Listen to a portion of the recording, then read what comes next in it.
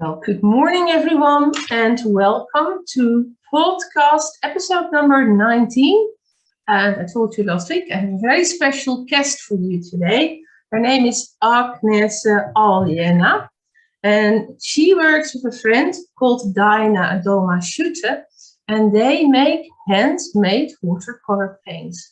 Now, as an artist, I've been painting all of my life. I'm very, very intrigued. I actually want to hear more about how paints are made and what are the ingredients of the paints I use. So, good morning, Agnese. How are you today? Hello, thank you. Very fine and happy to be here. That's great to hear. So could I read out the introduction that you and your friend keep on your website of the work you do? Because I think it's poetic. Sure. Yeah? So let me just bring that up for a moment. So together you run a business or a company called DeepDeepLight, right? People can find you on Facebook and Instagram. And in the show notes, I will put all of those details so people can just click and go. So for now, let's explain what you actually do. DeepDeepLight is a journey. It is about pigments traveling around the world.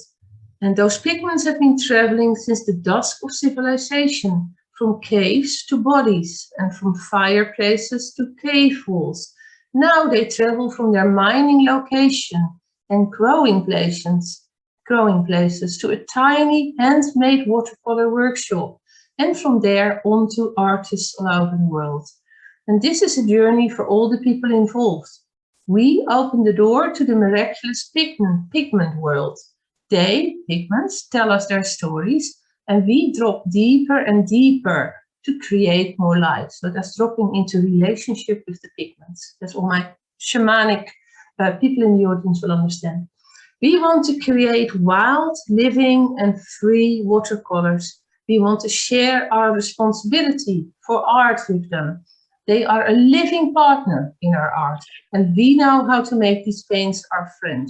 We're also thinking about the environmental impact of our paints, and we try to make them as guilt-free as possible. So I assume that refers to carbon footprints and environment. We'll talk about all that. And it doesn't mean that we stick to natural pigments only, or that we ship everything in nutshells. No. Nobody has calculated and compared the footprint of obtaining natural pigments and the ones created by humans in laboratories. And we want to create paints that will be loved and used, not left as fancy presents on shelves in artists' homes. We want to give you the option to choose among pigments and to make them a joyful addition to your watercolor palettes. Is that right, Aljena? Yeah, it is. It is. I haven't read it for a while, but okay. Beautiful. Well, hope I did a fair job reading it. Tell me something more about yourself. Like, introduce yourself. How you and Daina got into this. I know you were a professional photographer before you did this. So tell us about yourself. So yeah, I was a professional photographer for quite a long time. But I always wanted to draw, and then some 8 years ago, I started my drawing classes. It was like, now I understand that this is what I really want to do, and not just draw, also paint. So I painted a little bit before, and then I started drawing. And then after some time, we brought the movement that's called Urban Sketchers. That's the global movement. We brought it here in Latvia. So that is basically a point where I would say that watercolors became my best friend. Because when you go out, like on location, whatever it is, in nature or in a city, or you travel, so watercolors they are so beautifully small boxes that you can take everywhere. So that was my beginning of this yeah, of this beautiful relationship. And yeah, and then whenever I'm painting, so when you paint, different kind of things come to your mind. And one of those things were what's really inside them. So every time I pour out the water, I'm thinking, is it okay? Can I put it here, or should I somehow handle it more carefully? Is it okay to go out in a meadow and then paint and then just leave the water there? So I started to look what's inside them. And yeah, and that's how slowly, like day after day, year after year, this world of pigments actually attracted me. And then we went for family trip to Italy, and I just Italy is one of the pigment countries in Europe. Okay, I didn't know that.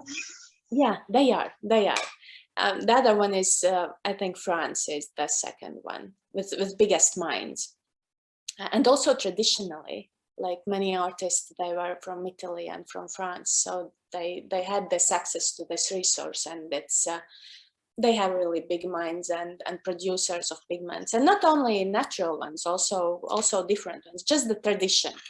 So we went into this shop, and I came back with several bottles of pigments. Just it's so nice to have them. and then I started to investigate what's inside the actual watercolor, and discovered that of course it's a very old recipe. Artists all over the world, they have used it for many hundreds of years. And my greatest discovery at that point was that before this big factories and industrial era, every artist made their own paint. Yeah. Which, it was a common thing. They bought a pigment, or some of them made the pigment. They knew where to get it. And then they have this ingredient called gum arabic, which comes from a tree, from acacia, or I don't know the English name. I think it's gum. Yeah, it's gum arabic. So yeah. It's from a tree. It's tree resin, and then you mix it with honey to make it not so hard. Because if it's just this gum, then it's really like stone hard. So you need something that makes it soft. And they used honey, or now you can, if you are very vegan type of person, and so you can use glycerin that is from plants. Okay. And that's it. And then you nicely mull it together with a muller, and that's it. And then you can put them in those nutshells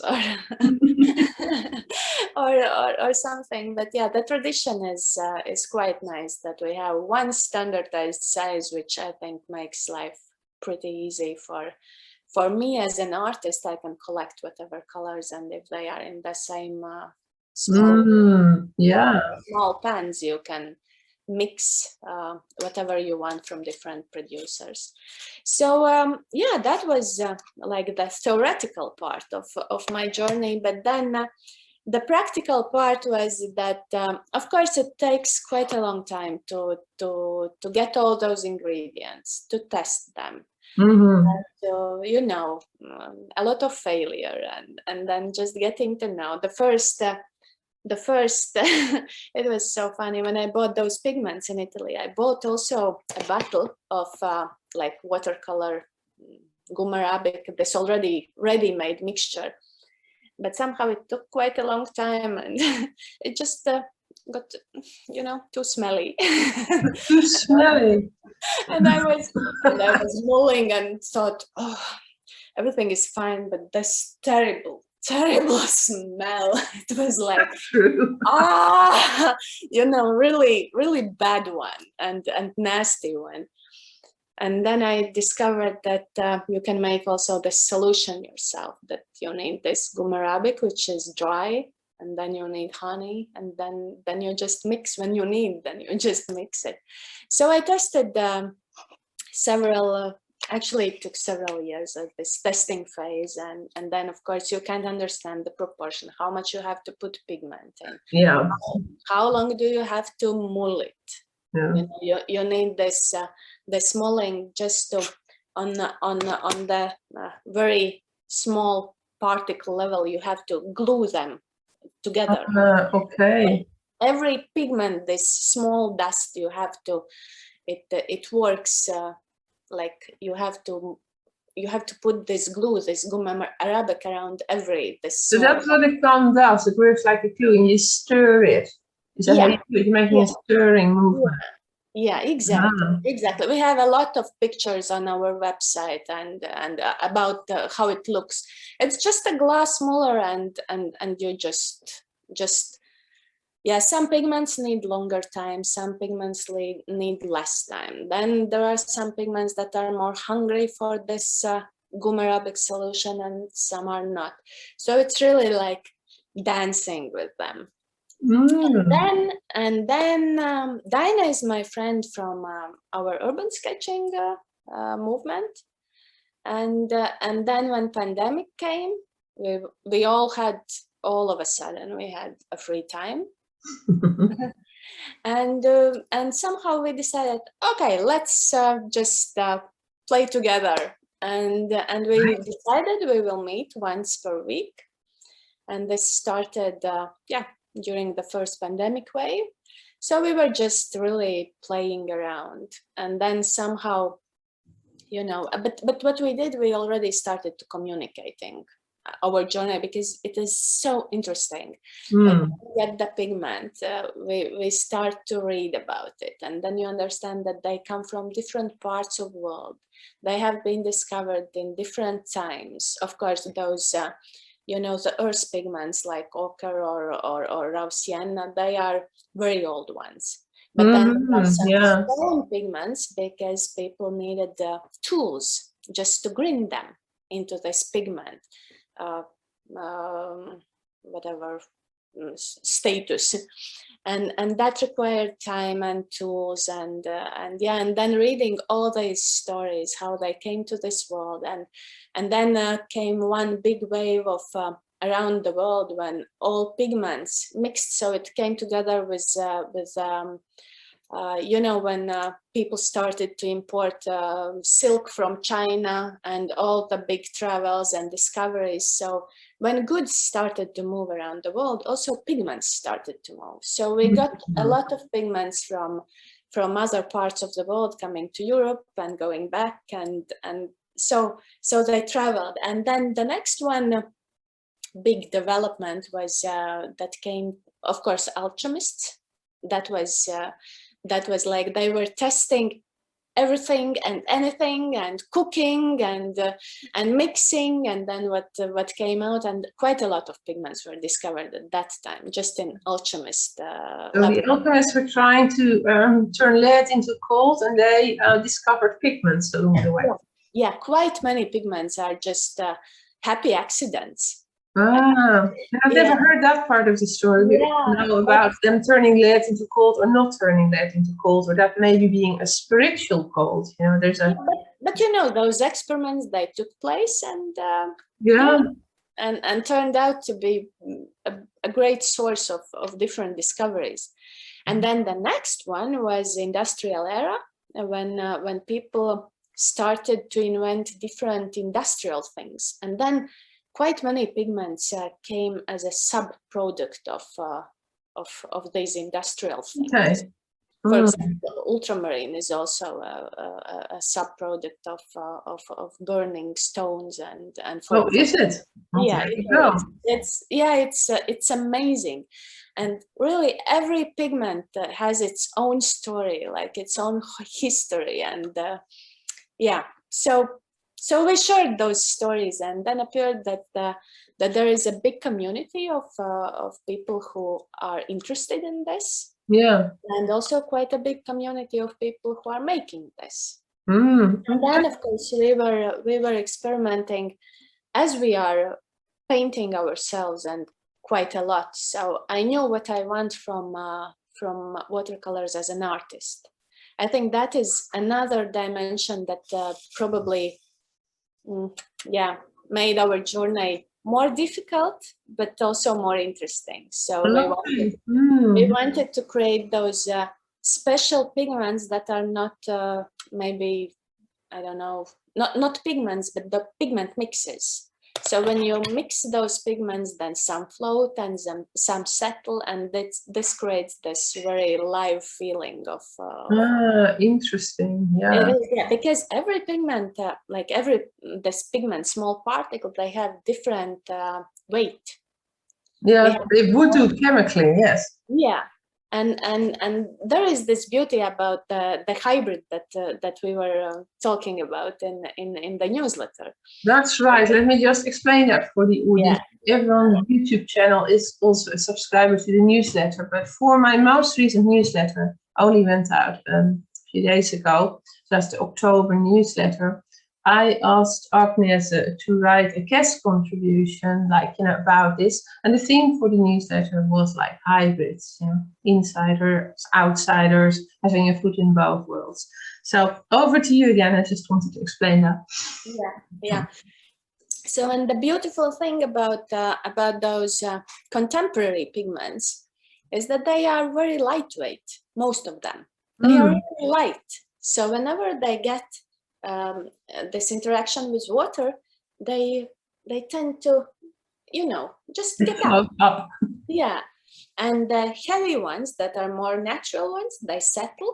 And then you have the watercolor paper, like if you zoom in, then it has some heights, and then it has some deeper areas. So it does, yeah. The heavy ones, yeah, the heavy ones settle and they stay. Yeah. And the light ones with the water, so you can play and you can watch how they are dancing, and it is so amazing. Yeah, it is beautiful because I got to try them. So, but you actually contacted me. That's how you and I got talking, saying, you explained what you do, and you said, like, would you like me to send you like a box of paints to try? Just see how you get on. And the truth is that I did watercolor, like I was at art school in Amsterdam over 30 years ago. And watercolor was one of the, also live drawing and oil paint and art history and all sorts of things. So it was one of the subjects. But in truth, I hadn't worked with watercolor paints because I mostly worked with I used to work with oil for many years. And then when we're going to have our 3 children, it seemed better to stop that because some of these, well, I don't know, not the pigments, but the other things in those paints are really, really toxic. And then you use turpentine on white paint. Didn't seem like a good idea if you're going to be pregnant. So then I switched to acrylic paint. So most of the time I work with acrylic paint. So when you offered me the handmade watercolor paints, that was like, oh, this is like, returning to something like I used to do and I know how to do it. I hadn't in truth done that for decades. So that was quite an interesting journey. Okay, and you painted. We saw you did it. Yes, I can even let's bring up some pictures at this point. Let's see, let's do a screen share. So I can both show you. Yeah, that would be nice. The paint, hang on, I have it organized, I believe. Okay, so let's make it a bit larger even. So can you see this properly? Yeah, I can. Okay, so this is your picture. So could we start with you explaining what we're looking at here, please? Yeah, this is our natural green collection. So, when you start something, the field is so empty that you can't understand where to start. So we just started with pigments we loved, and we just discovered that they look nice, they are healthy, and they don't do any big harm. So we just collected them. And then this spring, actually, we made a big conclusion that there is a problem with green color in watercolors. Is there? Yeah, because most of the green shades, they are not natural. Oh, okay. They are, quite hard ones. Here in Riga, we have also Riga sketching school, and we talk a lot of beginners.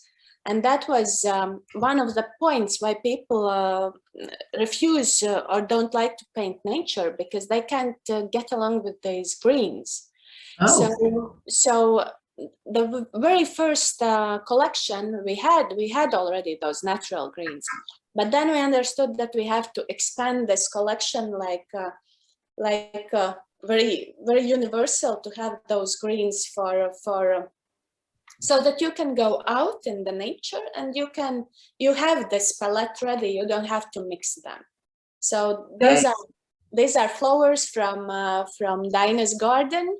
We just most of our watercolors, not most but all, we have a small workshop in Daina's Daina's garden and Daina's house, which is in countryside. So we are really under the oak. We are mixing our colors in the middle of fields and forests, and we have, like yesterday we were mixing, and partridges, they are just coming around like small forest hens, and that's so sweet to have them. Or deers are coming, and cranes, and so we went out for different greens. It was I think it's quite a summer collection of these greens. And then we just made one set that's called Nature's Greens, that we actually have. Beautiful. Yeah. But how do you go? If I see a plant over here, and I see that these plants are all, they have different green hues. Like, how do you go from finding a plant in a meadow to actually making a paint? Like, how does that work? Do you use a mortar and pestle, or like you have a plant over here? How do you actually make a paint? Yeah, we have pigments. They are in usually they come in whatever forms, but we have them in glass jars. So we have a little bit of yellow. Not a little bit, a lot of yellow, a lot of green, and we have quite many those pigments.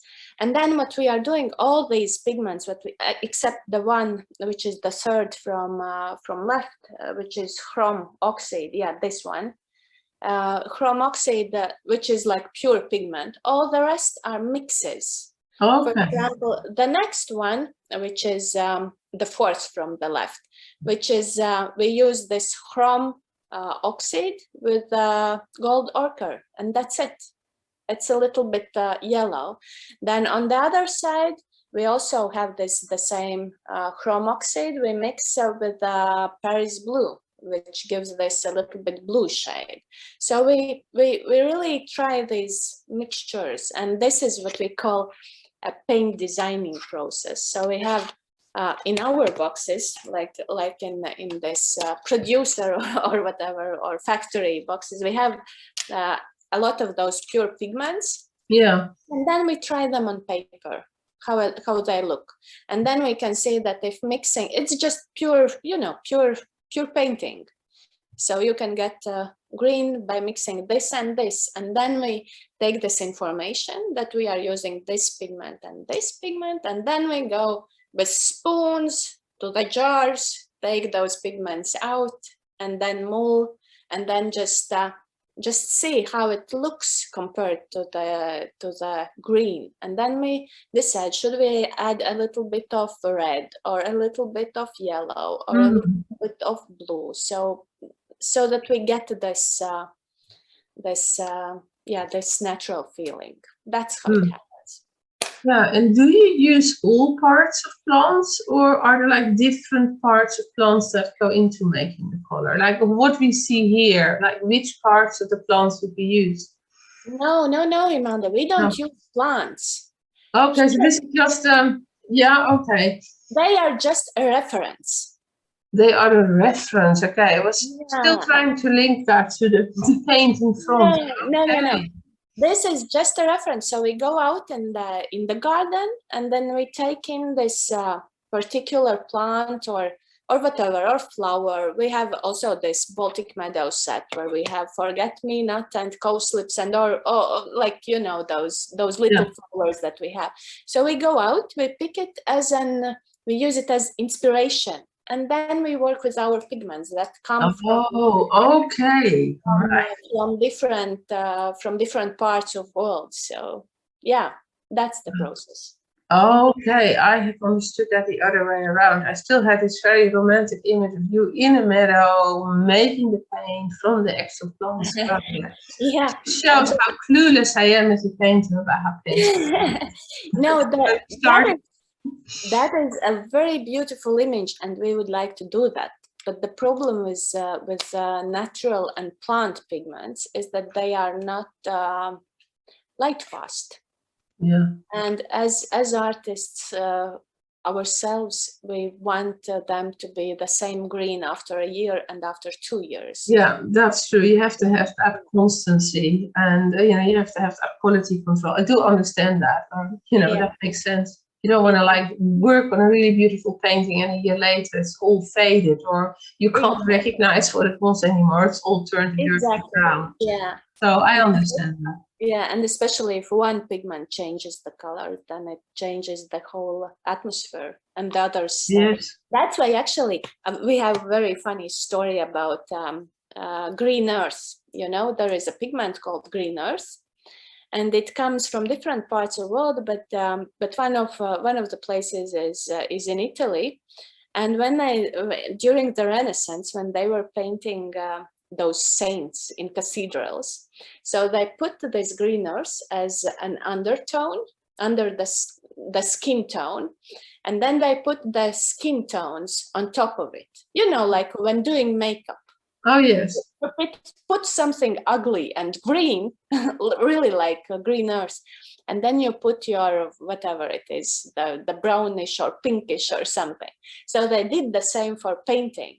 And what happened over the years, that those pink ones, they have faded, and now, yeah, and now all the saints, they are lightly green. Wow. Yeah, that is the most hilarious story of all pigments, but we love it so much. Yes, well, that's really, really funny. And again, I didn't know that. It's really great. You're telling me a lot of things I didn't know. Because like when I started talking to you and you wrote me a beautiful email where you talked about like cave art and things like that. And I thought, I actually know almost nothing about the way paints are made. So I thought this is a good opportunity to interview and actually ask. And as you can see, I really don't know. I need a lot of instruction. But I think that's totally okay. You can paint without knowing. Well, yeah, sure. Like you can drive a car without knowing how it's built, so you don't have to. No, it's true. But also, like as an artist, like I very much work. For me, art is a spirit-led process. So I very much work with the indwelling spirits, both in like the subject matter of what I paint, but also like the paints themselves. And I think if you're going to be working the spirit-led way, which just happens to be my choice, and just like when I teach sacred art to people, like we get on this topic a lot, that like every color would actually have a spirit, and like the materials that go into the paint would bring their own spirit. So if you're aware of the spiritual dimension of that, then as I said, I realized how clueless I was really about what is in the paints that I work with. So thank you for educating me. Yeah, and this what you are saying, that is so true. So when we work with pigments that are really, energetically strong, those are stone pigments, are the ones that are, I think they have this very special power, like lapis lazuli or tuff or shungite. We really feel this. The energy changes, and we become. It's very hard to explain, but when you spend, let's say, an hour or more with this pigment, really working and mulling it, this energy is so obvious and it's so special. So it really is like those pigments are talking to us. Yeah. And this is what we can definitely say, that natural pigments, they have this very special energy, and those that are contemporary, they are beautiful, they are nice, they are bright, but they are a little bit empty. Yeah, that's very different. They don't have this this energy and this this spirit. So yeah, that's why we also really carefully try to we ask to our from the pigment suppliers, we ask where from is this pigment, where from comes this one. So quite many pigments, they are just in particular place of the world, like tooth, it comes from no I have lost from Caucasus. So this from Armenia. From the Caucasus Mountains? Yeah, from Armenia, I think. Yeah, Armenia, or and that is something very, very special. So this is a stone pigment that is that formed after eruption of volcano. Okay. It came up, and then when the ash settles down, it turns into stone again. Can you imagine? So it comes as lava, as an ash, as through the fire, up into the earth, then comes down. It comes earth again, the stone again, and then you put it in a pigment. It's amazing story. That is amazing, and that's like natural alchemy, isn't it? You're talking about alchemists earlier, but like volcanoes, that's like natural alchemy. That is something really magic. And all the other earth pigments, like they have their own story, and and also the one plant pigment that we are using is indigo, which is of course, but actually that is the only in this pure form that we can use, and we can feel we have indigo from Central America, we have indigo from India, and we have indigo from France. So it's so funny, almost the same color, the same structure, everything is the same, but they are so different. Wow. And even every batch that we are making, like we are buying the pigment, we use it. So with volcano ash, it's more, permanent, but the indigo, it grows every year, so we feel how it changes. Like every next time when we make it, it behaves totally different. But also, that would make so much sense. Like volcanic ashes are a very different substance from a plant that grows and dies and grows again. So it would make total sense that the indwelling spirit of that material would behave differently. Like, like speaking as someone who works the spirit-led way, who works with the indwelling spirits of things, you'd say, like it couldn't be any other way, Yeah, that's true. That's true. So let's show them a picture. I also wanted to, because you sent me some paints. Yeah. So I wanted to show our audience like what I actually did for some of those paints. So here I was in my house in Sweden, in the forest. So here, this is what came. I still have some of them in front of me here. So you sent me a box with the paints, and then you also sent me some other like extra colors on strips of paper, and they all have really beautiful names. You talked about forget-me-not, or you talked about meadows. It's like meadow green up here, or festive tough. So, as well as painting of them, you can really also dream into those paints. One thing was very interesting, because you sent me some really lovely colors, but you didn't send me any black paint. So when I started painting, I had to substitute the darkest blue that you had sent me instead of black. And actually, I think, maybe it even made the paintings better. It wasn't a problem, but I had to sort of, rethink the way I worked. So, like here, for instance, this is like an elk or a moose, if you're American or Canadian. Sort of, we often see them from our kitchen and from our house. So, like at sunset time, heading for the forest edge. So you can see that this is not actually black. This is like the darkest blue I could find in the selection you gave me.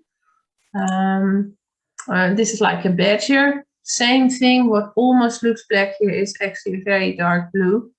And also I did, well, not cheap necessarily, but I got a box of watercolor pencils. And let me say, for those of you wanting to try this, watercolor pencils are not just regular pencils that children in primary schools would use. you know, they're actually watercolors in a pencil. And then if you dip the pencil in water, or you add some water to where you've used the pencil, then the pigment will dissolve and it will behave like paint. So that's what I use to sort of, you know, add in the detail. Okay. We have a lot of wild boar where we live, you know, in our area, our house in Sweden. So it's like a mother boar, and they have these very cute little, I don't know if they're called piglets or baby boar. I'm not sure what the word is. Beautiful ones. But, you know, they're really cute and they're very, very stripy. So they look quite different from their parents. So again, you sent me some nice brown paint so I could get the color on the piglet. And, you know, then of course we hear owls at night. Like, you know, often as it gets dark, there was an owl sort of hooting from the forest edge. Yeah, then there is a hare coming and going. So it's just running through the courtyard of our house. And we still have some yellow flowers because this was August time. So I tried to capture that. This is not a local animal, but it's my favorite animal. So I tried to do a polar bear. Beautiful. And then we have like lynxes, though, you know, they don't show themselves very often, but I know like we have lynxes, lodjur in Swedish, living in the forest behind our house. But this is like a lynx mother in cubs. I think that maybe, is that the final? Oh, then I have this mouse that came. I was up in the middle of the night to get a glass of water, and there was this mouse that was sitting on my laptop. And it started up because I touched the keys, so the screen had come up. So I was dancing on the keys of my computer and things were happening on screen. And I thought, this mouse is using my laptop while I sleep. It's a bit crazy. So I did a picture of the mouse. And I think that's it. I don't think I have other ones. I can bring that down again. Beautiful. Just wanted to give a small impression of what we can do with these paints. And, you know, I have some of them here also, like, you know, this is Forget Me Not. So you just gave me some extra color options on like slips of paper, and then you sort of wrote what they were. So that's really, really beautiful. I have another question for you, and we go into this in an email. Of course, as someone who spends a lot of time in Sweden, I'm quite capable of pointing at Latvia on the map of Europe. And I haven't been to Latvia, I've been to Lithuania and Estonia, so Latvia is on my list for the Baltic countries. But maybe tell our audience, because you told me some people think that you're in Africa or somewhere, would just like to explain where Latvia actually is. Yeah, this is very funny, but Latvia is one of the 3 Baltic countries. So we are in Europe. We are just below Finland.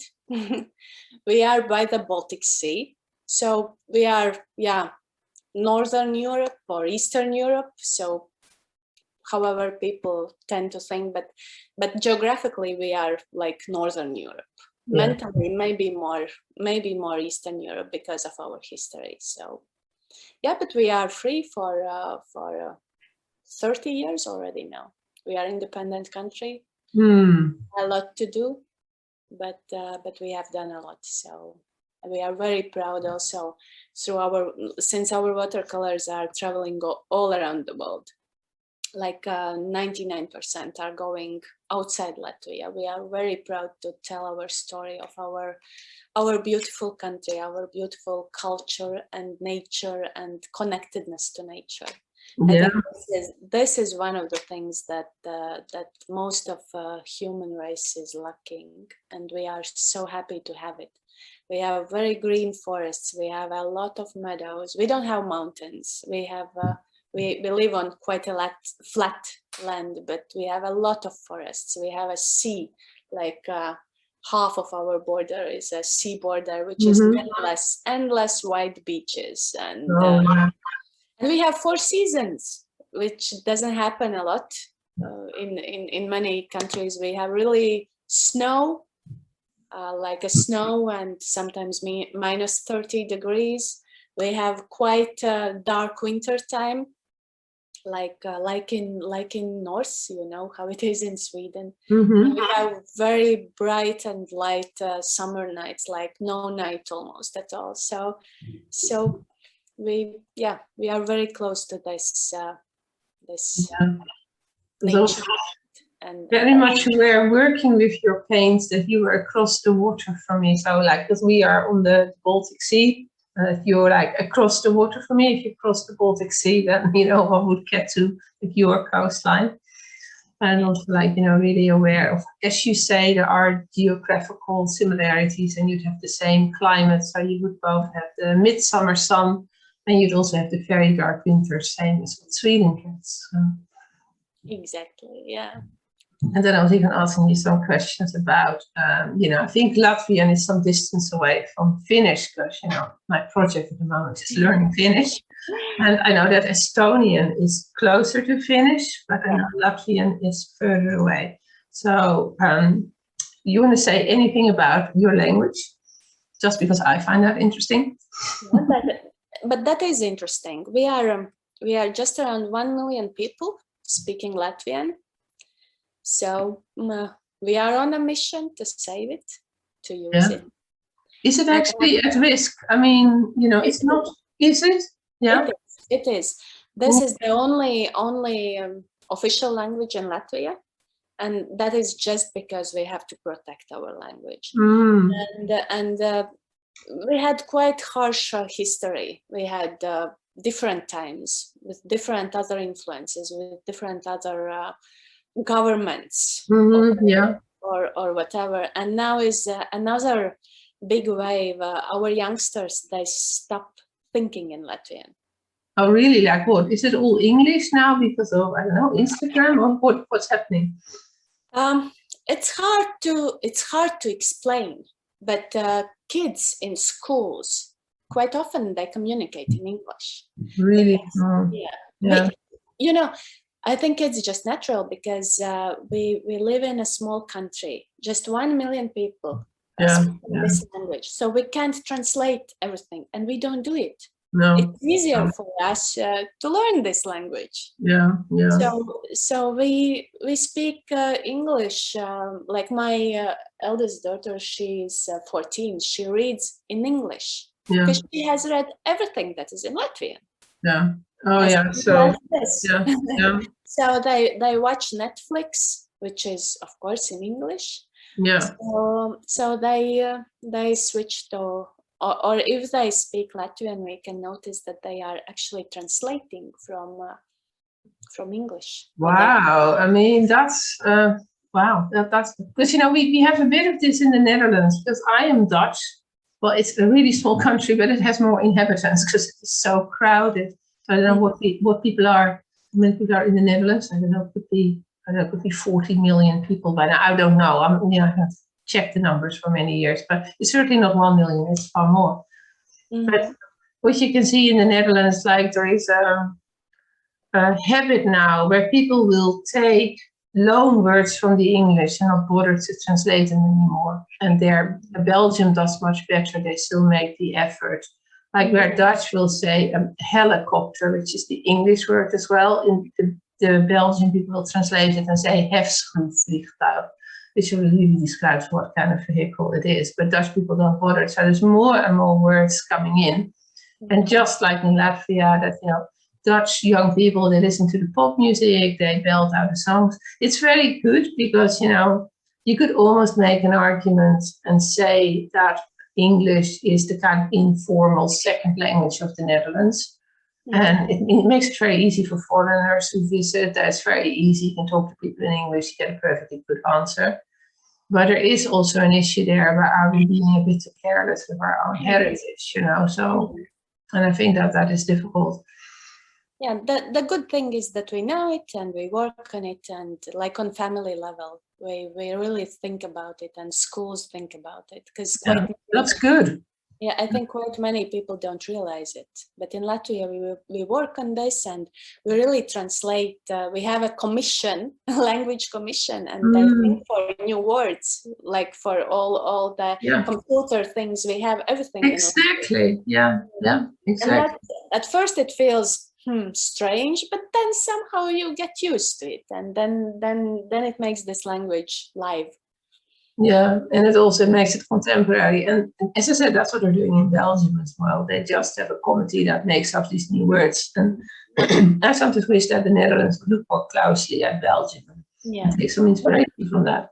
But I'm really happy to be Latvian. Whenever we go somewhere, and we travel a lot, even though we manage to travel a bit. So it's so easy when we want to be ourselves and just talk our stuff. We are quite confident that nobody will understand us. Well, you have to be careful with that. I've like corners in London where Dutch people have had a very rude conversation. I'll just look over my shoulder and say, "Oh, interesting," and they're like, "Ah." we don't, you know, we are not rude people, so we are not afraid of it. But it's and then it's always a very nice conversation starter. Like, what is that language you are talking? That's right. And you have a conversation over. No, that's good. Yeah.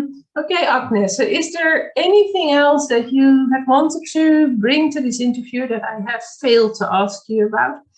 Anything you really want to tell the audience that we haven't touched upon?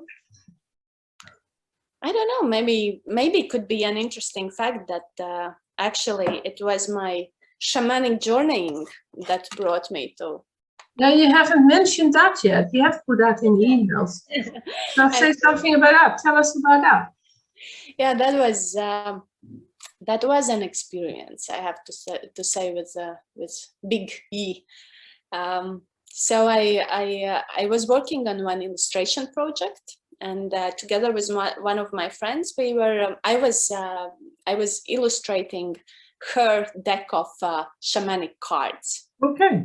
You know, the deck of cards, wheel of 4 directions, and then I actually emailed a compliment to you. I love your book. And I love your approach, how you quite academically start every topic by looking at definition. So I find myself in the same mood. So I have to investigate, to research, to understand. So I started my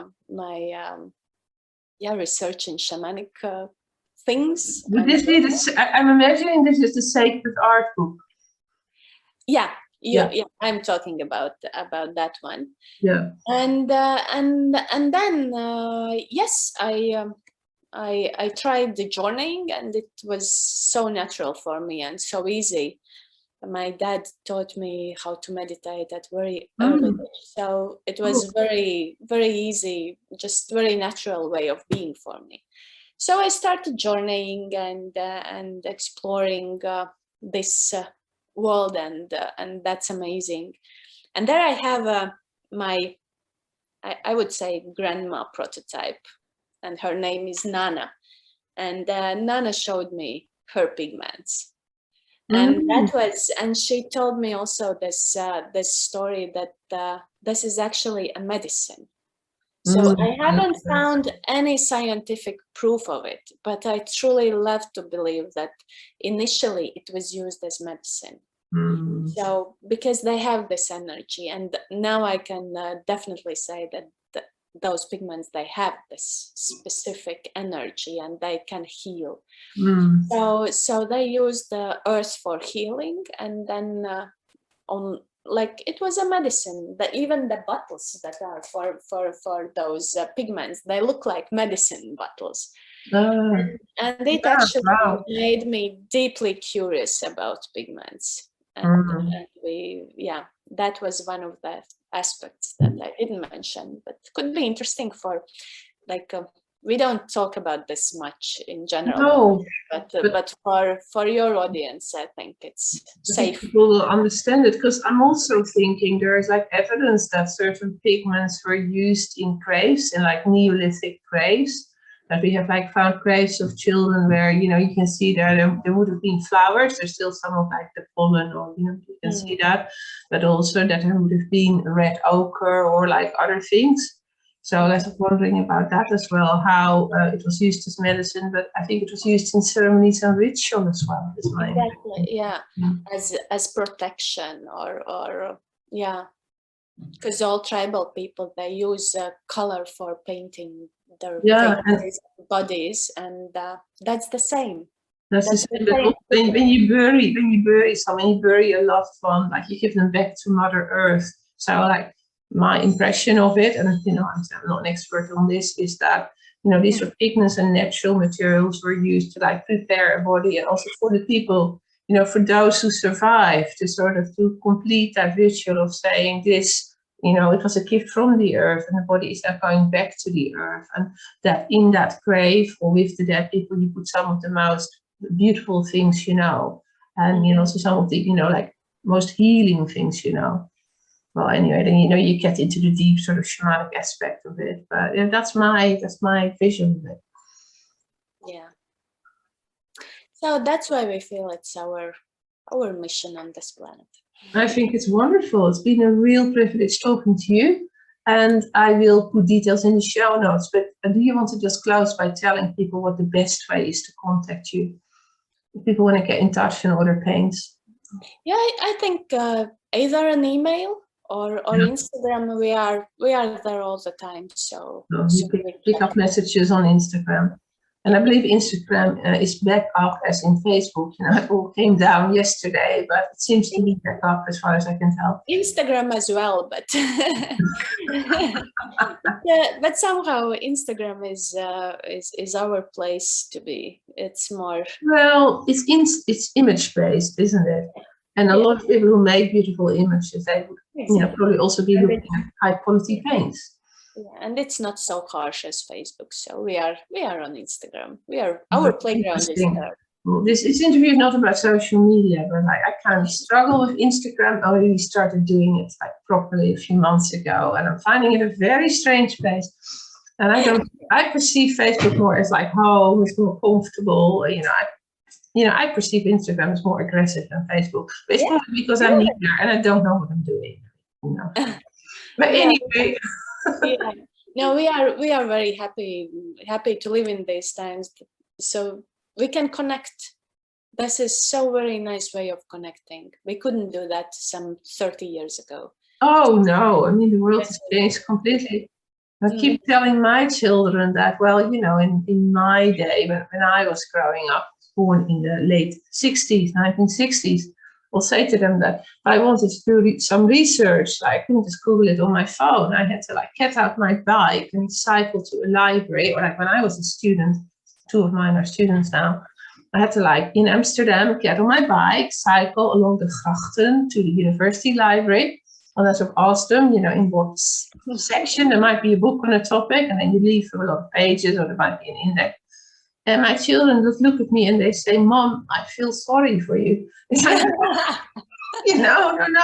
It was actually really, really good that you had to make that effort. And, it was like if I had to return to that now, and as all of us had to return to that now, then you would really miss Google. But the truth of the matter is it didn't exist at that time. It wasn't a problem, was it? Exactly. Try telling that to a person who is let's say your daughter 14 or our youngest son is 17. Try telling that to people that age that it's not a problem to not have a mobile phone and Google. Exactly. We're going to have a strange conversation.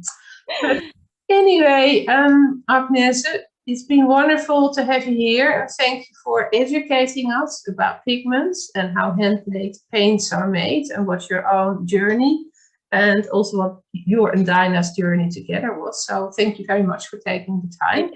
It was my pleasure, really. Thank you so much. Thank you. And everyone, to the audience, I will be back. I don't know when. There's going to be a bit of a lull, but I will be back with more interviews. So please stay tuned and also make sure to click on the links in the show notes. And please give this video a like and consider following this channel. Thank you very much. Thank you.